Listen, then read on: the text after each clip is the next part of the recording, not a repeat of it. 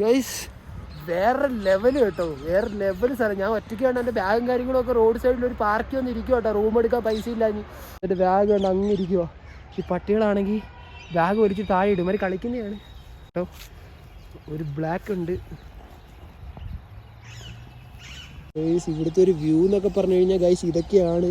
ഇതാണ് കേട്ടോ. അപ്പോൾ ചെമ്മരിയാടും കാര്യങ്ങളൊക്കെ എല്ലാവരും ഒന്ന് മേയുക.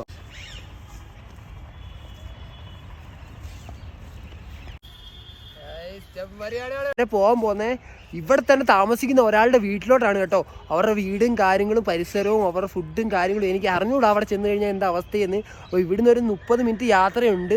എനിക്ക് ഒരു രൂപ പോലും ഇല്ലാതെ ഞാനിപ്പം ശ്രീനഗർ ടൗണിൽ കിടന്ന് തെക്കും അടക്കം നടന്നുകൊണ്ടിരിക്കുക. പക്ഷേ ഞാൻ നല്ലോണം എൻജോയ് ചെയ്യുന്നുണ്ട്. ഇവിടെ ഈ ചുറ്റുവട്ടത്ത് ഇത്രയും ടൂറിസ്റ്റുകളും ഇത്രയും ആൾക്കാരും പൈസ ചിലവാക്കി എൻജോയ് ചെയ്യുക. ഞാൻ എൻ്റെ കയ്യിൽ ഒരു രൂപ ഇല്ലാതെ ചിലവാക്കി എൻജോയ് ചെയ്യുന്നുണ്ട്.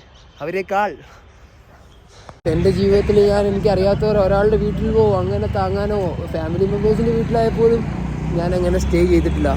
ബട്ട് ഞാൻ ഇന്ന് സ്റ്റേ ചെയ്യാൻ പോകുന്നത് കേരളത്തിൻ്റെ ഇന്ന് ഏറ്റവും ടോപ്പായ സ്ഥലം, അവിടുന്ന് ഏറ്റവും കൂടുതൽ ദൂരം ഇന്ത്യ സൈഡ്. ഇവിടുന്ന് കുറച്ചും കൂടെ പോയി കഴിഞ്ഞാൽ ബോർഡറാണ് ഗൈസ്, പാകിസ്ഥാൻ ബോർഡറാണ്. അപ്പം ഞാൻ നിൽക്കുന്നതെന്നൊക്കെ പറഞ്ഞു കഴിഞ്ഞാൽ ഗൈസ് ഇപ്പോൾ ലാവാപൂറിലാണ് കേട്ടോ. Guys I am so excited to visit his home.